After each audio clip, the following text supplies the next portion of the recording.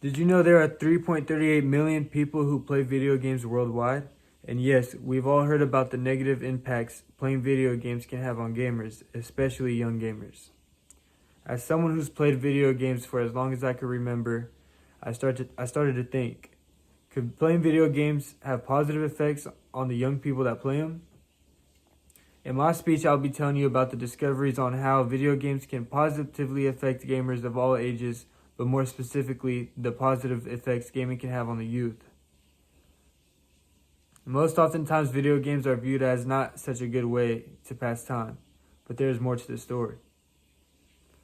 My goal today is to convince you that despite the bad reputation video games have gotten over the years, there are some really positive ways developing minds can benefit from them.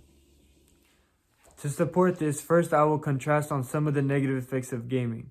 Next, I will also offer information on some positive effects of gaming, with a focus on developing minds of young people.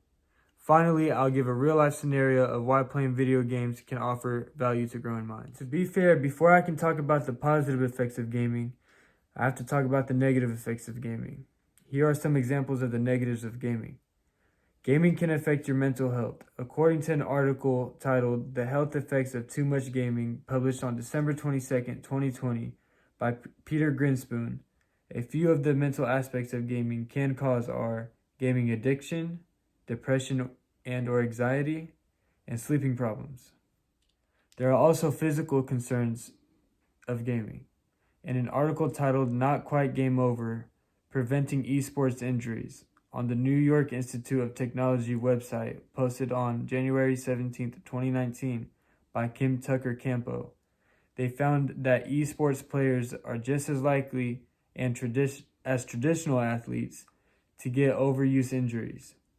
These types of injuries can happen to anyone that games.